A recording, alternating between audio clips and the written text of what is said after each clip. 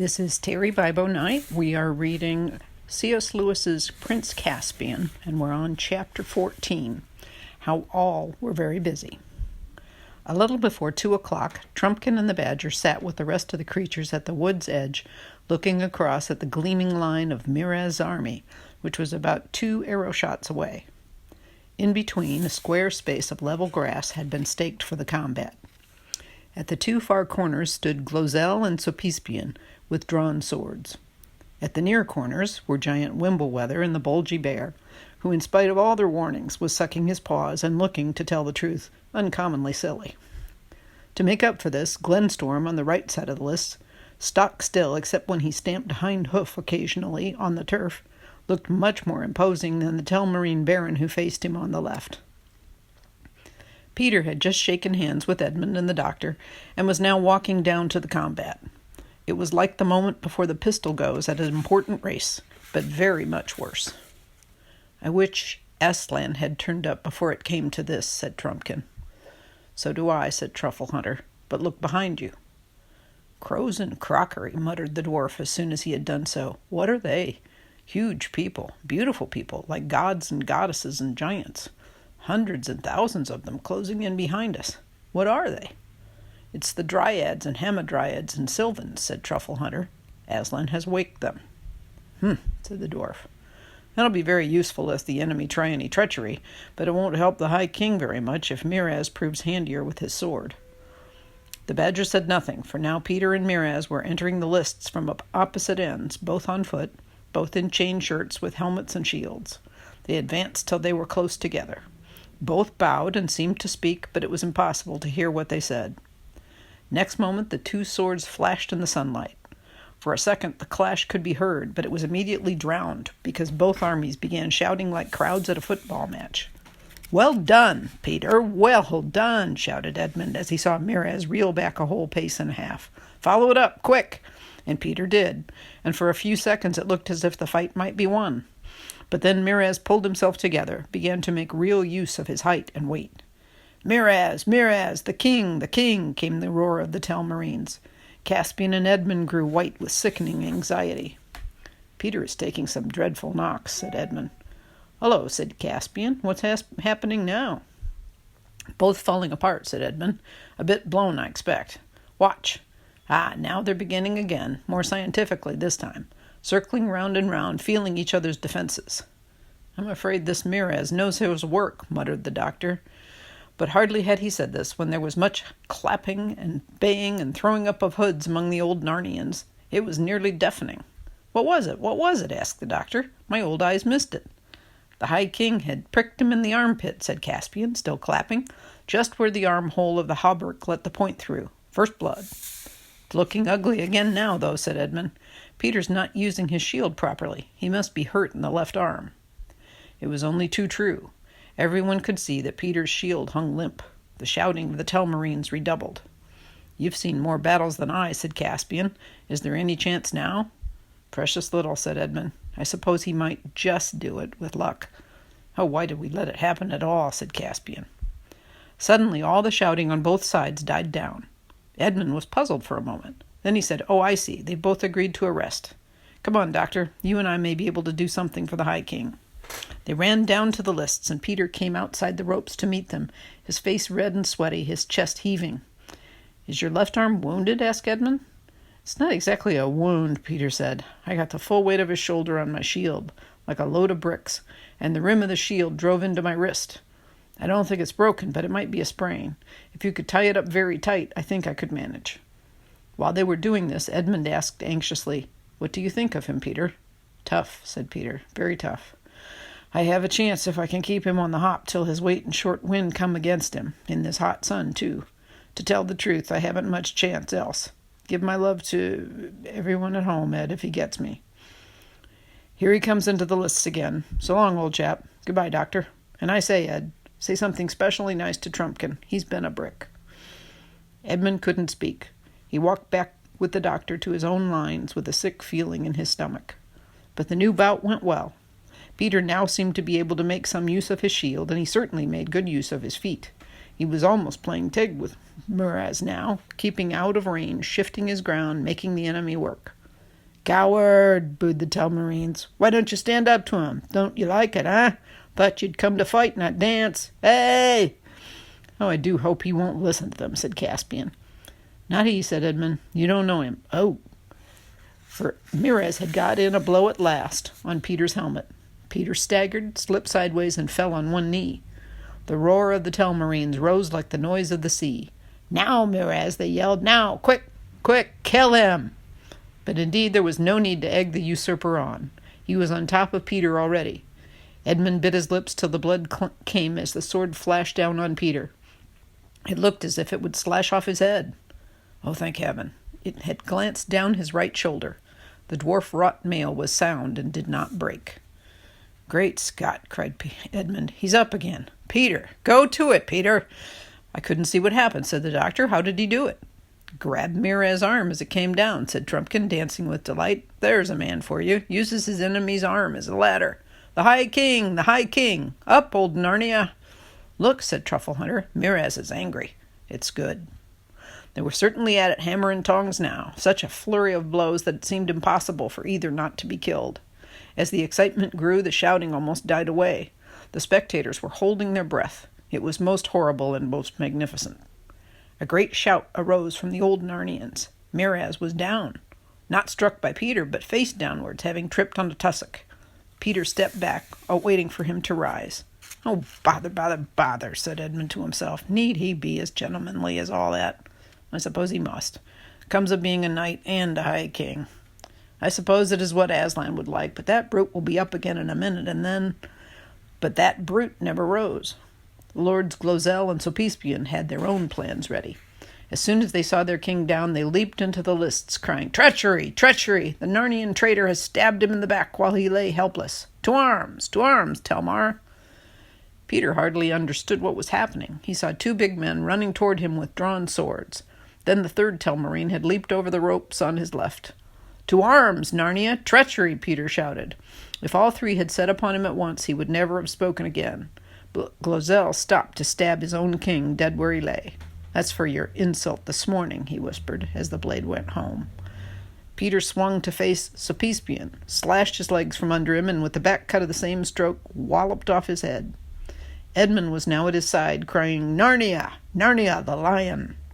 The whole Telmarine army was rushing towards them, but now the giant was stamping forward, stooping low and swinging his club. The centaurs charged. Twang, twang behind, and hiss, hiss overhead came the archery of dwarfs. Trumpkin was fighting at his left. Full battle was joined. "Come back, Reepicheep, you little ass," shouted Peter. "You'll only be killed. This is no place for mice." But the ridiculous little creatures were dancing in and out among the feet of both armies, jabbing with their swords. Many a Telmarine warrior that day felt his foot suddenly pierced as if by a dozen skewers, hopped on one leg cursing the pain, and fell as often as not. If he fell, the mice finished him off. If he did not, someone else did. But almost before the old Narnians were really warmed to their work, they found the enemy giving way. Tough-looking warriors turned white, gazed in terror not on the old Narnians, but on something behind them, and then flung down their weapons, shrieking, "The wood! The wood! It's the end of the world!" But soon neither their cries nor the sound of weapons could be heard any more, for both were drowned in the ocean-like roar of the awakened trees as they plunged through the ranks of Peter's army and then on, in pursuit of the Telmarines. Have you ever stood at the edge of a great wood on a high ridge when a wild southwester broke over it in full fury on an autumn evening? Imagine that sound. And then imagine that the wood, instead of being fixed to one place, was rushing at you, and was no longer trees, but huge people, yet still like trees because their long arms waved like branches and their heads tossed and leaves fell round them in showers. It was like that for the Telmarines. It was a little alarming even for the Narnians. In a few minutes, all Mirez's followers were running down to the great river in the hope of crossing the bridge to the town of Baruna, and there defending themselves behind ramparts and closed gates. They reached the river, but there was no bridge. It had disappeared since yesterday.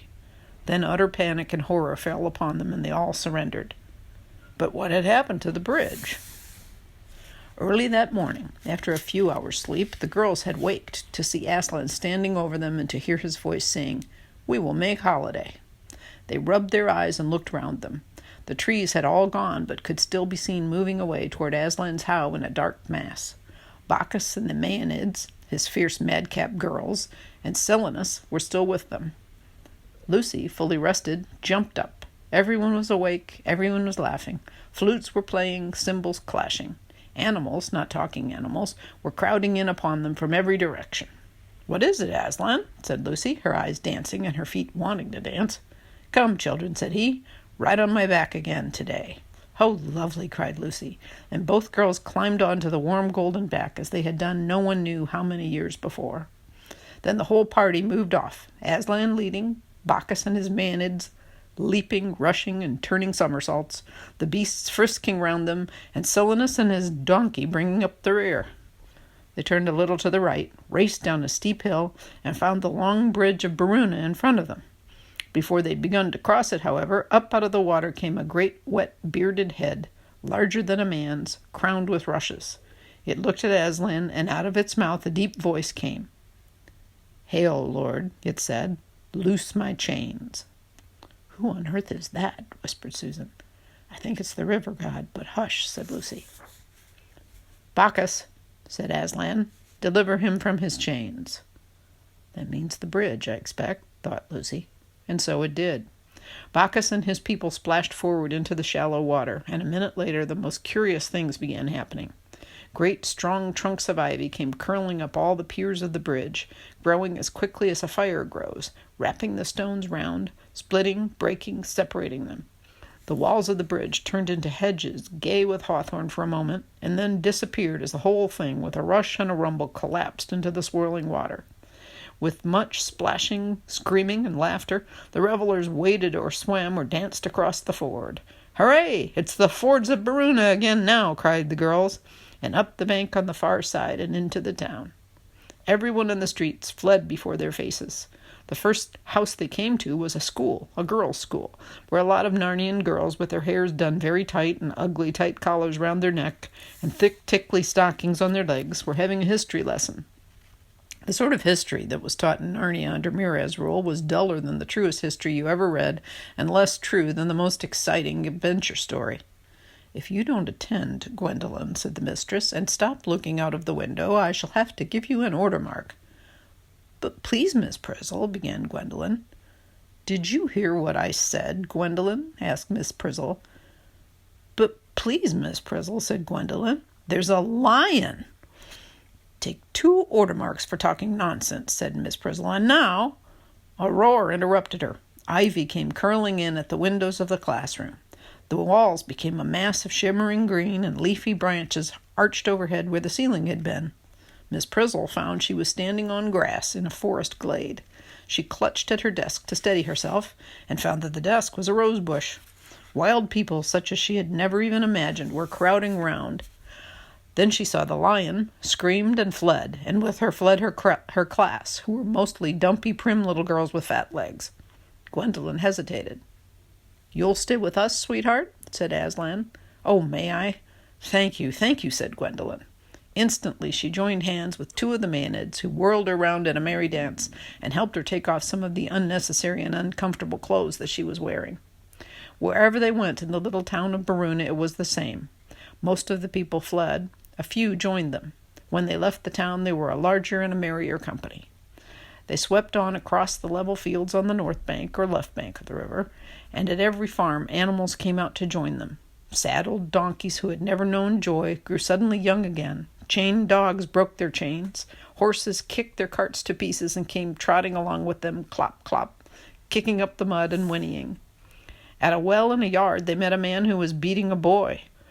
The stick burst into flower in the man's hand. He tried to drop it, but it stuck to his hand. His arm became a branch, his body the trunk of a tree. His feet took root. The boy, who had been crying a moment before, burst out laughing and joined them. At a little town halfway to Beaver's Dam, where 2 rivers meet, they came to another school, where a tired-looking girl was teaching arithmetic to a number of boys who looked very like pigs. She looked out of the window and saw the divine revelers singing up the street, and a stab of joy went through her heart. Aslan stopped right under the window and looked up at her. "Oh, don't," she said. "I'd love to, but I mustn't. I must stick to my work, and the children would be frightened if they saw you." "Frightened?" said the most pig-like of the boys. "Who's she talking to out of the window? Let's tell the inspector she talks to people out of the window when she ought to be teaching us." "Let's go and see who it is," said another boy, and they all came crowding to the window. But as soon as their mean little faces looked out, Bacchus gave a great cry of "Yon, yo, yo, yo," and the boys all began howling with fright and trampling one another down to get out of the door and jumping out of the windows. And it was said afterwards, whether truly or not, that those particular little boys were never seen again, but there were a lot of very fine little pigs in that part of the country which had never been there before. "Now, dear heart," said Aslan to the mistress, and she jumped down and joined them. At Beaver's Dam they recrossed the river and came east again along the southern bank. They came to a little cottage where a child stood in the doorway crying. "Why are you crying, my love?" asked Aslan. The child, who had never even seen a picture of a lion, was not afraid of him. "Auntie's very ill," she said. "She's going to die." Then Aslan went to go in at the door of the cottage, but it was too small for him. So when he'd got his head through, he pushed with his shoulders. Lucy and Susan fell off when he did this, and lifted the whole house up, and it all fell backwards and apart. And there, still in her bed, though the bed was now in the open air, lay a little old woman who looked as if she had dwarf blood in her. She was at death's door, but when she opened her eyes and saw the bright hairy head of the lion staring into her face, she did not scream or faint. She said, "Oh, Aslan, I knew it was true. I've been waiting for this all my life. Have you come to take me away?" "Yes, dearest," said Aslan, "but not the long journey yet." And as he spoke, like the flush creeping along the underside of a cloud at sunrise, the color came back to her white face, and her eyes grew bright, and she sat up and said, "I do declare I feel that much better. I think I could take a little breakfast this morning." "Here you are, mother," said Bacchus, dipping a pitcher in the cottage well and handing it to her. But what was in it now was not water, but the richest wine, red as red currant jelly, smooth as oil, strong as beef, warming as tea, cool as dew. You've done something to our well," said the old woman. "That makes a nice change, that does." And she jumped out of bed. "Ride on me," said Aslan, and added to Susan and Lucy, "You two queens will have to run now." "But we'd like that just as well," said Susan, and off they went again. And so at last, with leaping and dancing and singing, with music and laughter and roaring and barking and neighing, they all came to the place where Mira's army stood flinging down their swords and holding up their hands, and Peter's army, still holding their weapons and breathing hard, stood round them with stern and glad faces. And the first thing that happened was that the old woman slipped off Aslan's back and ran across to Caspian, and they embraced one another, for she was his old nurse. This is the 15th and final chapter in the book Prince Caspian by C.S. Lewis. It's called Aslan Makes a Door in the Air. At the sight of Aslan, the cheeks of the Telmarine soldiers became the color of cold gravy. Their knees knocked together, many fell on their faces. They had not believed in lions, and this made their fear greater. Even the red dwarfs, who knew that he came as a friend, stood with open mouths and could not speak. Some of the black dwarfs, who had been of Knickerbrick's party, began to edge away.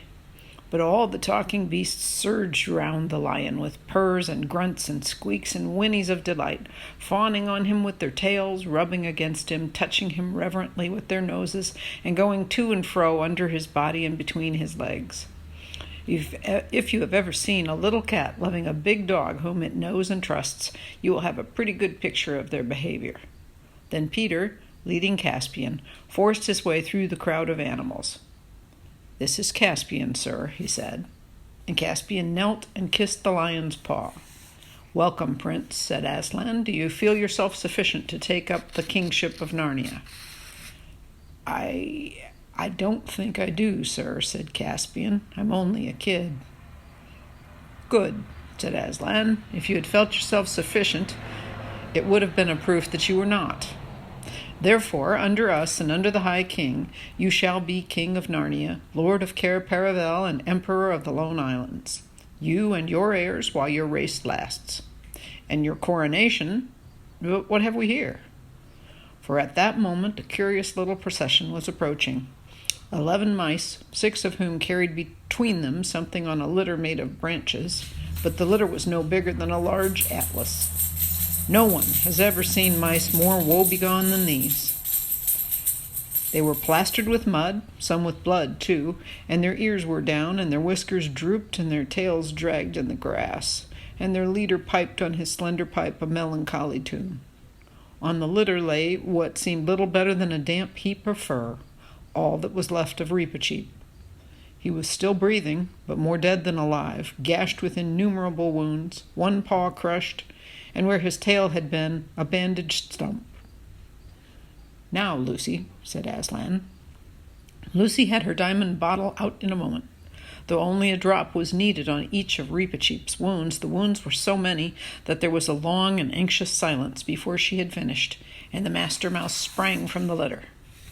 His hand went at once to his sword hilt, and with the other he twirled his whiskers. He bowed. "Hail, Aslan," came his shrill voice. "I have the honor—" But then he suddenly stopped.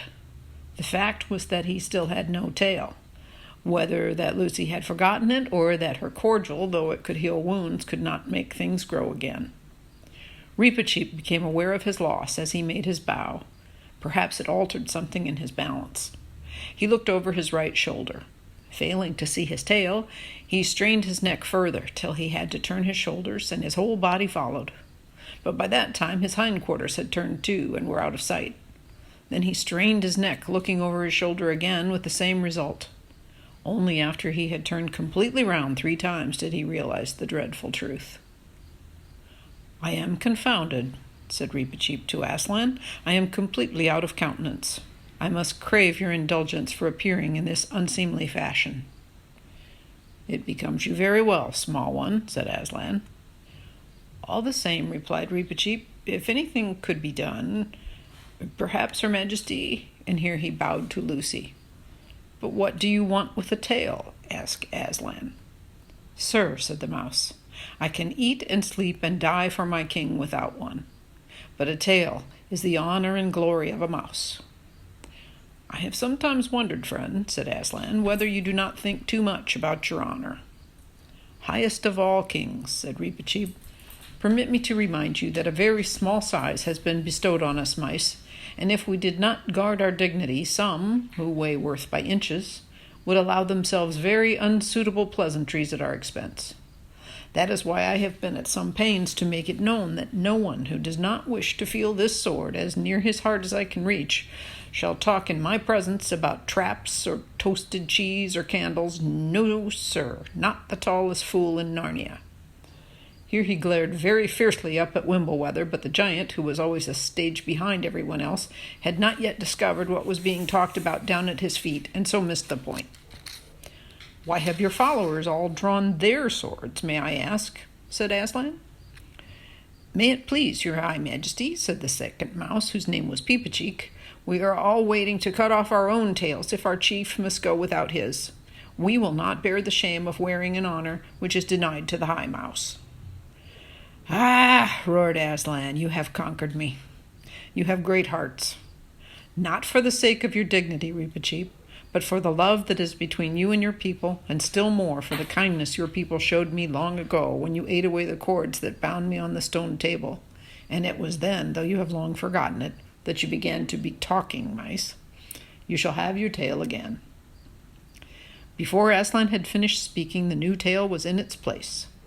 Then, at Aslan's command, Peter bestowed knighthood of the Order of the Lion on Caspian, and Caspian, as soon as he was knighted, himself bestowed it on Trufflehunter and Trumpkin and Reepicheep, and made Master Cornelius his Lord Chancellor, and confirmed the Bulgy Bear in his hereditary office of Marshal of the Lists, and there was great applause. After this, the Telmarine soldiers, firmly but without taunts or blows, were taken across the ford and all put under lock and key in the town of Baruna and given beef and beer. They made a great fuss about wading the river, for they all hated and feared running water just as much as they hated and feared woods and animals. But in the end the nuisance was over, and then the nicest part of that long day began. Lucy, sitting close to Aslan and divinely comfortable, wondered what the trees were doing. At first she thought they were merely dancing. They were certainly going round slowly in 2 circles, one from left to right and the other from right to left. Then she noticed that they kept throwing something down in the center of both circles. Sometimes she thought they were cutting off long strands of their hair. At other times it looked as if they were breaking off bits of their fingers. But if so, they had plenty of fingers to spare, and it did not hurt them. But whatever they were throwing down, when it reached the ground it became brushwood or dry sticks. Then 3 or 4 of the red dwarfs came forward with their tinder boxes and set light to the pile, which first crackled and then blazed and finally roared as a woodland bonfire on midsummer night ought to do, and everyone sat down in a wide circle around it. Then Bacchus and Silenus and the Maenads began a dance, far wilder than the dance of the trees, not merely a dance for fun and beauty, though it was that too, but a magic of plenty. And where their hands touched and where their feet fell, the feast came into existence. Sides of roasted meat that filled the grove with delicious smell, and wheaten cakes and oaten cakes, honey and many-colored sugars, and cream as thick as porridge and as smooth as still water, peaches, nectarines, pomegranates, pears, grapes, strawberries, raspberries, pyramids and cataracts of fruit. Then in great wooden cups and bowls and mazers, wreathed with ivy, came the wines, dark thick ones like syrups of mulberry juice, and clear red ones like red jellies liquefied, and yellow wines and yellowy green and greenish yellow. But for the tree people, different fare was provided. When Lucy saw Clodsley Shovel and his moles scuffling up the turf in various places, which Bacchus had pointed out to them, and realized that the trees were going to eat earth, it gave her rather a shudder. But when she saw the earths that were actually brought to them, she felt quite different. They began with a rich brown loam that looked almost exactly like chocolate. So like chocolate, in fact, that Edmund tried a piece of it, but he did not find it at all nice. When the rich loam had taken the edge off their hunger, the trees turned to an earth of the kind you see in Somerset, which is almost pink. They said it was lighter and sweeter. At the cheese stage, they had a chalky soil, and then went on to delicate confections of the finest gravels, powdered with choice silver sand. They drank very little wine, and it made the hollies very talkative. For the most part, they quenched their thirst with deep draughts of mingled dew and rain, flavored with forest flowers and the airy taste of the thinnest clouds. Thus Aslan feasted the Narnians till long after the sunset had died away and the stars had come out, and the great fire, now hotter but less noisy, shone like a beacon in the dark woods, and the frightened Telmarines saw it from far away and wondered what it might mean. The best thing of all about this feast was that there was no breaking up or going away, but as the talk grew quieter and slower, one after another would begin to nod and finally drop off to sleep with feet toward the fire and good friends on either side, till at last there was silence all round the circle, and the chattering of water over stone at the fords of Baruna could be heard once more. But all night Aslan and the moon gazed upon each other with joyful and unblinking eyes. The next day messengers, who were chiefly squirrels and birds, were sent all over the country with a proclamation to the scattered Telmarines, including, of course, the prisoners in Baruna. They were told that Caspian was now king, and that Narnia would henceforth belong to the talking beasts and the dwarfs and dryads and fauns and other creatures quite as much as to the men. Any who chose to stay under the new conditions might do so, but for those who did not like the idea, Aslan would provide another home. Anyone who wished to go there must come to Aslan and the kings at the fords of Baruna by noon on the 5th day. You may imagine that this caused plenty of head-scratching among the Telmarines. Some of them, chiefly the young ones, had, like Caspian, heard stories of the old days and were delighted that they had come back. They were already making friends with the creatures. These all decided to stay in Narnia. But most of the older men, especially those who had been important under Miraz, were sulky and had no wish to live in a country where they could not rule the roost.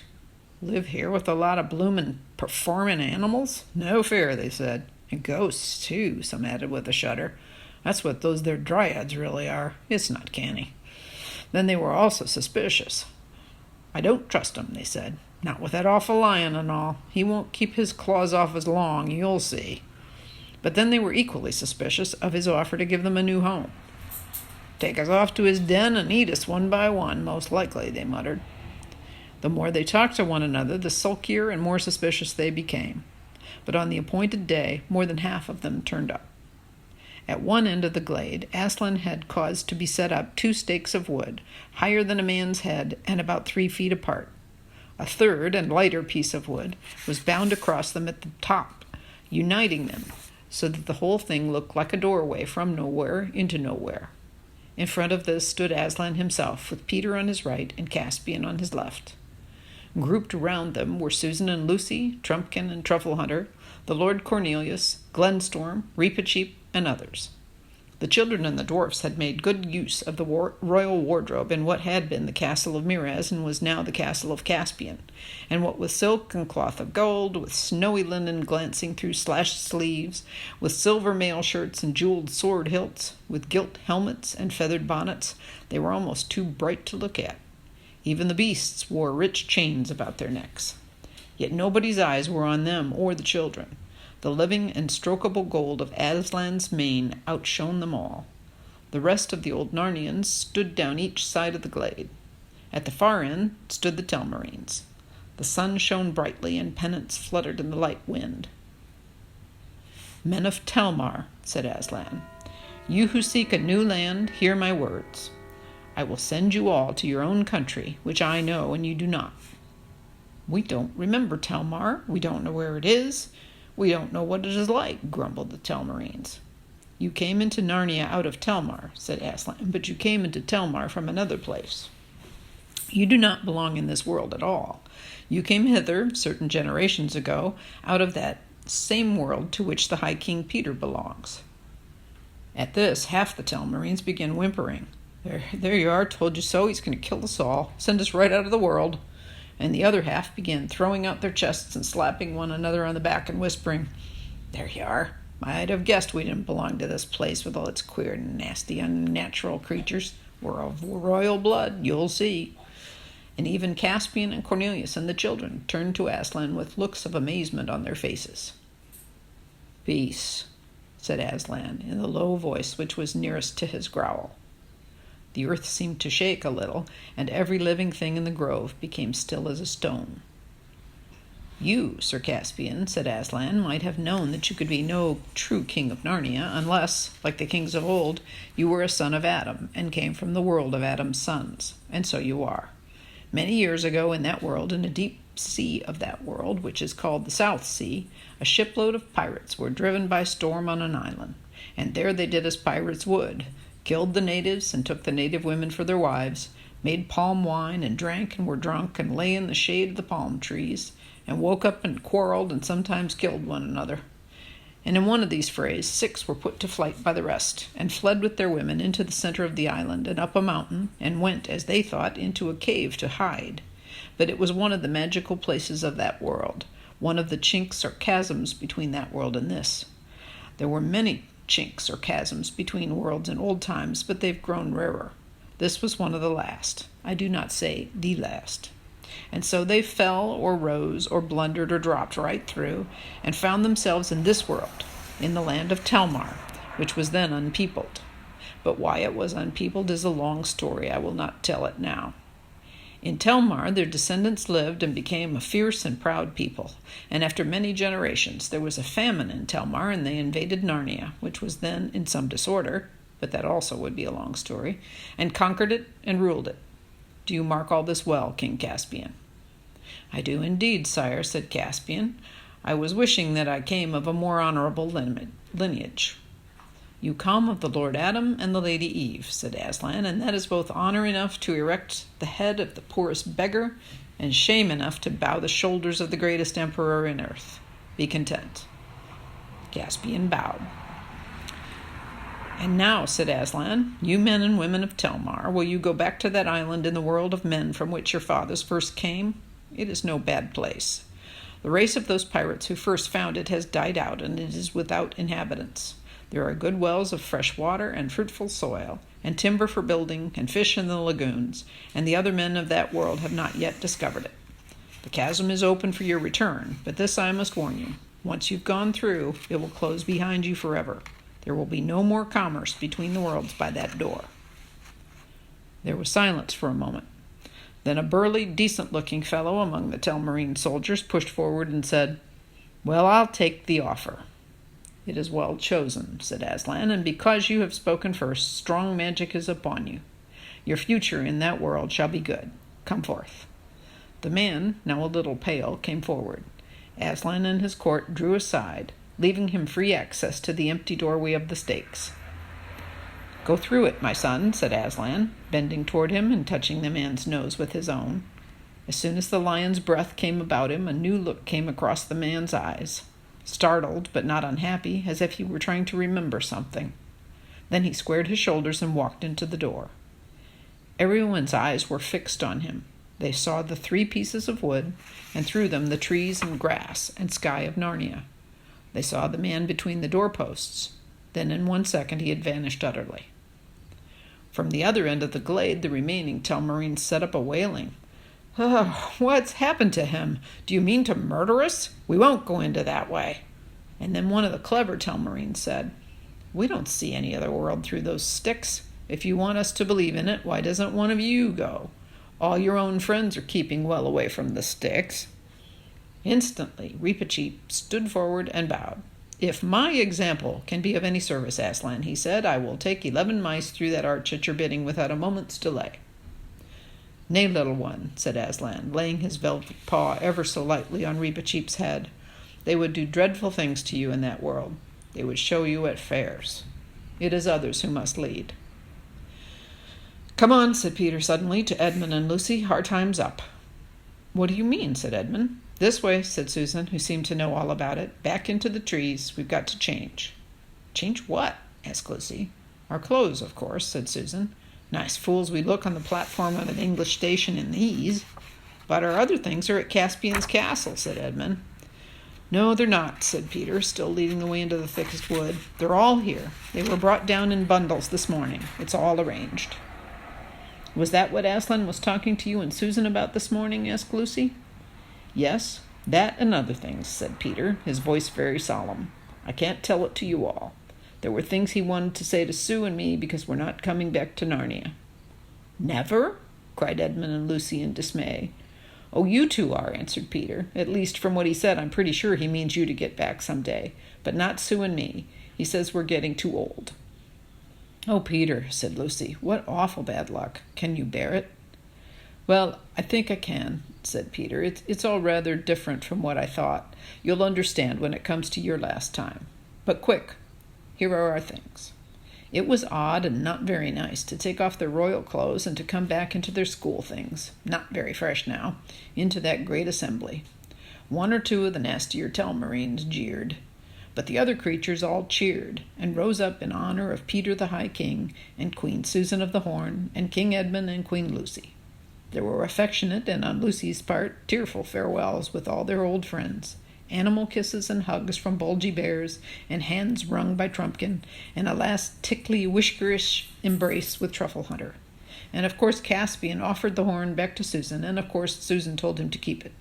And then, wonderfully and terribly, it was farewell to Aslan himself, and Peter took his place with Susan's hand on his shoulders, and Edmund's on hers, and Lucy's on his, and the first of the Telmarines on Lucy's, and so in a long line they moved forward to the door. After that came a moment which is hard to describe, for the children seemed to be seeing 3 things at once. One was the mouth of a cave opening into the glaring green and blue of an island in the Pacific, where all the Telmarines would find themselves the moment they were through the door. The second was a glade in Narnia, the faces of dwarfs and beasts, the deep eyes of Aslan, and the white patches on the badger's cheeks. But the third, which rapidly swallowed up the other 2, was the gray, gravelly surface of a platform in a country station, and a seat with the luggage around it, where they were all sitting as if they had never moved from it, a little flat and dreary for a moment after all they'd been through, but also, unexpectedly, nice in its own way, what with the familiar railway smell and the English sky and the summer term before them. "Well," said Peter, "we have had a time." "Bother," said Edmund. "I've left my new torch in Narnia." That is the end of chapter 15. I have had great fun being your reader. Terry Bibo Night.